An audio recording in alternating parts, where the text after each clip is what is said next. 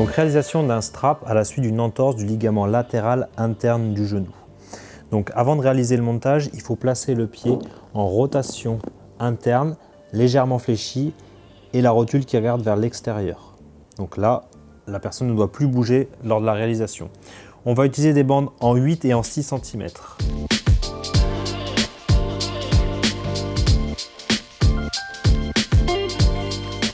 Donc mise en place d'une embase en 8 cm. Donc comme toutes les embases, elle doit être placée sans tension.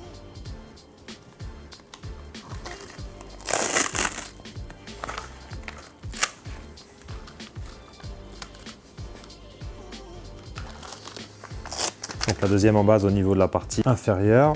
Ensuite, on va positionner 3 bandes actives qui vont venir croiser le ligament latéral interne. Celle qui sera centrale sera plus courte que les deux autres. Et ces bandes vont être placées avec de la tension.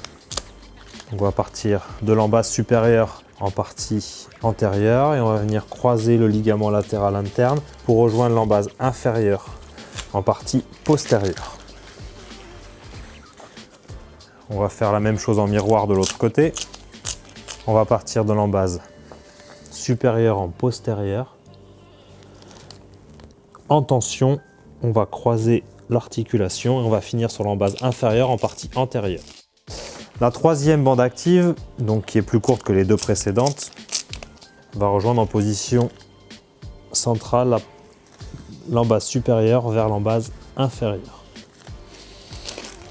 On va ensuite rigidifier le montage à l'aide du strapal en 4 cm. On va partir en partie antérieure et rejoindre les deux embases. Et on va chevaucher d'une demi-bande à chaque fois pour aller en direction postérieure.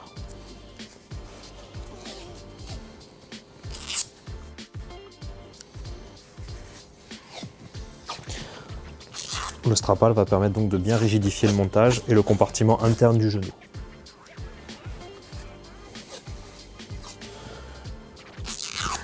Donc ensuite, on va fermer le montage et réaliser une spiroïde. Et on va réaliser une rotation interne du tibia sur le fémur pour éviter donc la tension de ce ligament.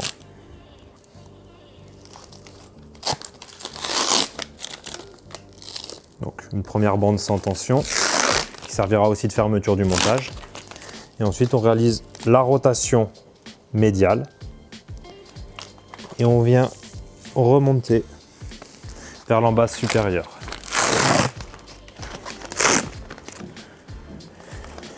On fait le tour de l'embase sans tension pour fermer l'embase supérieure. Là, on va réaliser 2 tours.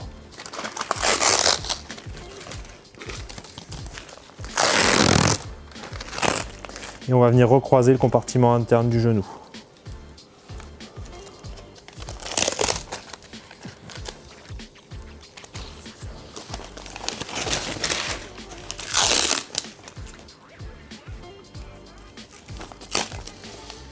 Et on va ensuite couper le surplus. Donc ce montage a pour but de limiter le valgus du genou et donc la mise en tension de ligament latéral interne.